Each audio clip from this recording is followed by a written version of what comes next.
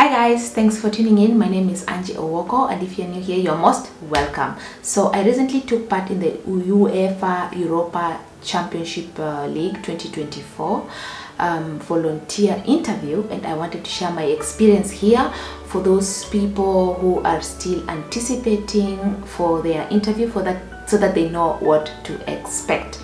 So for those who may not know, next year Germany is gonna be hosting the UEFA Europa Championship League, and it's gonna be taking part in 10 different cities. I don't have the name of the cities like offhand, but one of them I know is Berlin, Düsseldorf, Bonn, Köln, Gelsenkirchen, Frankfurt, Munich. I don't know, especially the places where we have the major entrances to the country and all that.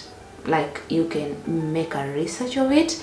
So yes, they're going to be hosting the championship in 10 different cities, and for this championship then they require 16,000 volunteers to support the program, and that means out of the 10 different cities, then every city requires 1,600 volunteers for various different roles that are going to make up the entire program. So how did I even come up with this concept? I was looking for volunteer programs because I wanted to help somebody that is still in Kenya, like for just like pathways that they can use to come to Europe, maybe for visit or whatever. And then I landed on this platform, and then in the process of trying to understand the program so that I can be able to help the person better, then I ended up also just making an application. And I think the applications opened up in June, like around the 17th of June, if I'm not wrong. And they were running up to, not necessarily, don't want to say that the applications were closed at the end of June, but according to the timeline that they put for the program, the interview process was supposed to begin at the beginning of July this year. That's why I made the assumption that maybe there is a very limited time frame to make the application. But from what I understand is that it is still possible for somebody to put forward an application even at this point, because it is not yet closed. I just checked the other day, it is still open. But just keep in mind that so many people have already put forward the applications. Maybe this year they received so much more applications than the previous years, because people are becoming more aware of these channels, these platforms, maybe through social media and even a platform like this one, and people are getting more interested. So the criteria for application is actually that you're supposed to be at least 18 years, and even if you're not 18 years yet, but at least by the time that the championship begins around April next year, then you need to have attained 18 years of age. And they also require that you have some knowledge of English and German. And I know that there are some people who applied or made an application without any knowledge of German. How that is gonna go, I don't really know, but I'm just gonna tell you based on what I went through, like my experience with the interview process, like really what to expect, especially with your level of proficiency in these languages. So I'm just gonna make a reference to my phone on emails when I received the invitation, actually, because actually even for me, as I already mentioned, according to the timeline that they put during the application process, the interviews were supposed to start on like from July. So when July went by and I didn't hear anything from them, and then there was August, I didn't hear anything from them, and then there was September, I was like, maybe I wasn't considered, so it's not that bad. I mean, if you're not considered, you're not considered. And then precisely on the 3rd of September, actually, then I got this email that actually reads UEFA Euro 2022 volunteer program invitation for an online interview. And it reads, hi Angela, thank you for your interest in the UEFA Euro 2022 volunteer program. Great news, we would like to invite you to an online interview for the UEFA Euro 2024 actually volunteer program in Düsseldorf, because I actually applied for Düsseldorf. It only made sense for me to apply for Düsseldorf because it is in close proximity to where I am, and you need to take in mind that the volunteer program actually runs for several days. You have to commit yourself to several days, not a one-time thing.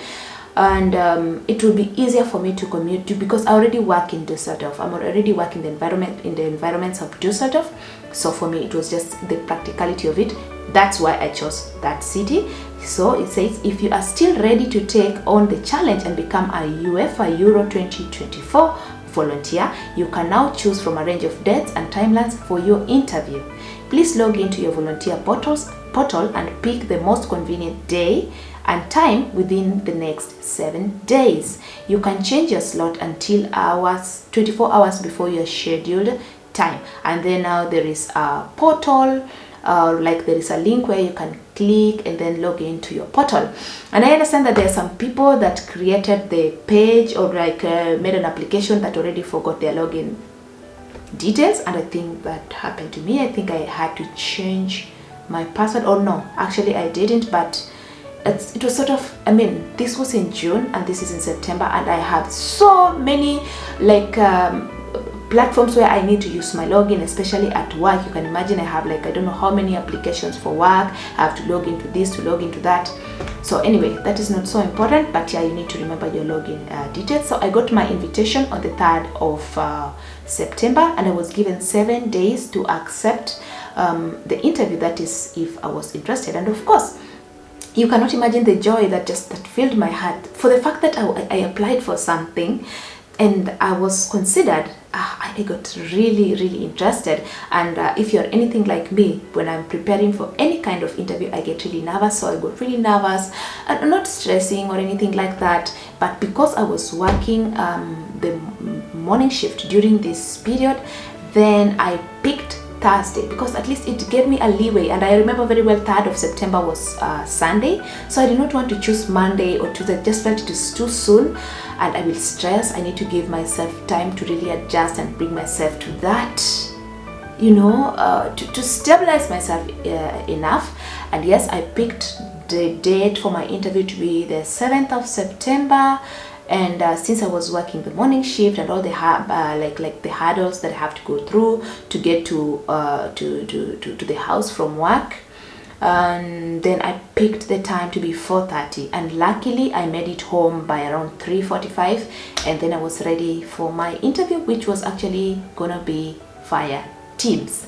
So in my preparation process, I just had to like actually try to remember what the kinds of questions that I put in during my application, what areas of the volunteering program was I interested in.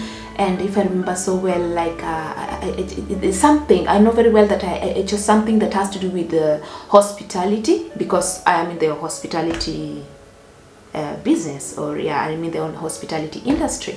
So that is what I picked, something to do with maybe reception or receiving guests, or something to do with that. And I came to find out that I also picked up something to do with hospitality production. That must have been an oversight, but in any case, not so bad. So I tried to remember these things. I tried to remember why I even applied, like what was my motivation. I tried to Google, like, to see the kinds of questions that I can anticipate, but most people were just saying be yourself and try to just answer. And yes, according to them, I think they just say that what to expect from the interview is most importantly, your availability, that you are actually going to be available for the role that you're committing to. They want to see your availability. How are you going to be available? And for me, of course, being that I'm already in Germany, I don't need to make like any applications for visa and all that. That was already a plus.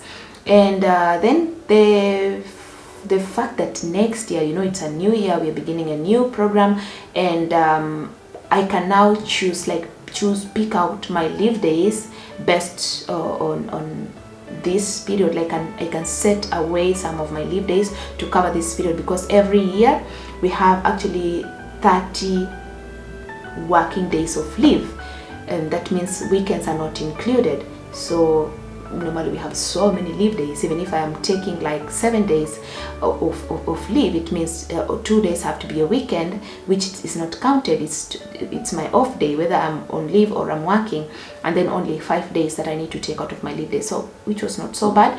So yeah, they needed to see your availability, and yeah, and just to be able to respond to whatever it is that you put in your application. If you said you're good at this or you're good at that, they wanted to see that. So how did the interview go? Exactly at 4:30, I was seated down. I had set up my computer, the internet, I made sure it was working properly.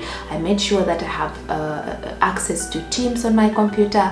I had some earphones so that I can hear better. And exactly at 4:30, then the call came through, and there were 2 people actually interviewing me, a guy and a lady, young people, of course. They were dressed in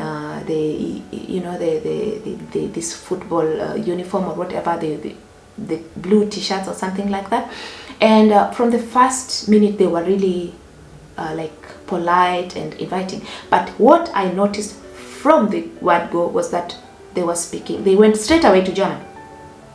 They went straight away. The introduction was German, the greeting was German, everything. And that is just something that I need you to keep in mind when you're going through this interview. I really have not had of an experience of somebody who doesn't speak German, how that went. Maybe if your level of German is low, then they will prioritize on English and then try to test your proficiency in German at some point. So for me, they went straight away to German. I mean, because I believe during the application you have to indicate like your level of proficiency, and I must have said B2. So if you say B2, then they assume you understand and you can speak.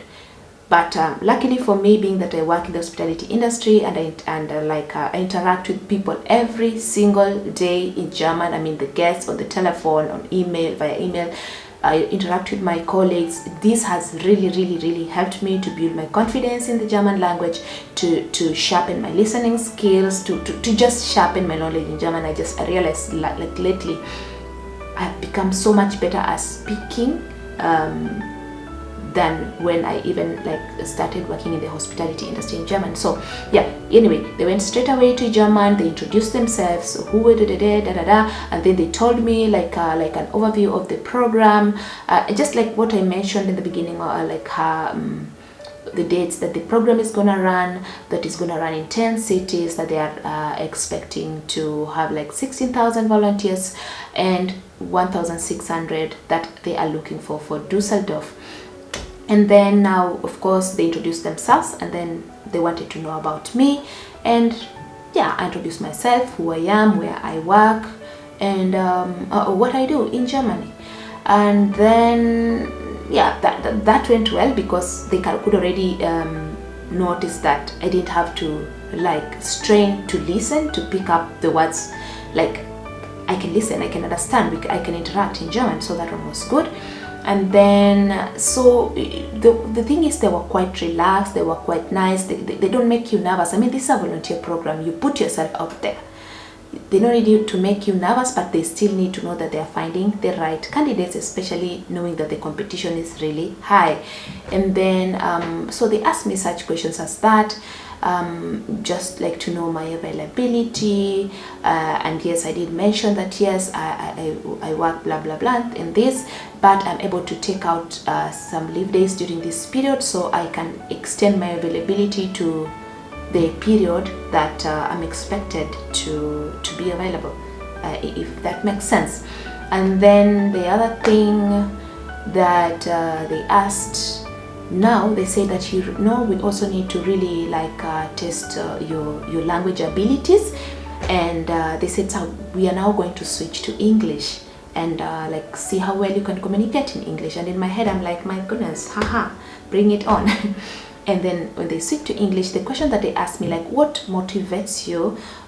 Do you have any like favorite football club, and what actually motivated you to apply for this program? And I had to explain that in English, and of course I did that. and I believe I did to the best of my knowledge. And I was even speaking too much, you know, like me, I have this bubbly personality, which they even mentioned. I said, oh, but you have quite a bubbly personality, you have good communication skills, so that is something that we like. So just a tip, like be confident and just show that you can communicate with ease. And then what else was I asked? And then they switched back. Then they said, okay, yeah, the question was actually not just mainly to test and see that you can communicate in English. And then the father went on to evaluate the options, and then I was told, like, okay, the choices that you made, like you want to volunteer in the hospitality production and all that, we can tell you straight away that that will not be possible because these are very limited areas that are already filled up. So are you willing, are you flexible enough to take up some other roles? And I was like, of course I am, because the idea is actually volunteering. Doesn't really matter what I am doing, so long as I am actually able to execute it and I have the skills and the abilities to do it. And so yes, they gave me other options. Maybe there was something like fun welcome, or maybe ticketing, or there was fun welcome, and then you have to be stationed in maybe the train station or the airport, or the fun zone, so actually something like that, or the ticketing, where you now have to go and verify you know, the tickets, because people have to book their tickets online, and you know, have to go and make proper seat allocations, so that you know, people who have booked a ticket then have specific areas that they need to sit, which has maybe less interaction with the fans. But all that, I was given the options, and then given asked to prioritize, like on a scale of 1 to 3, which one do you prefer most, to the list, and all that and all that.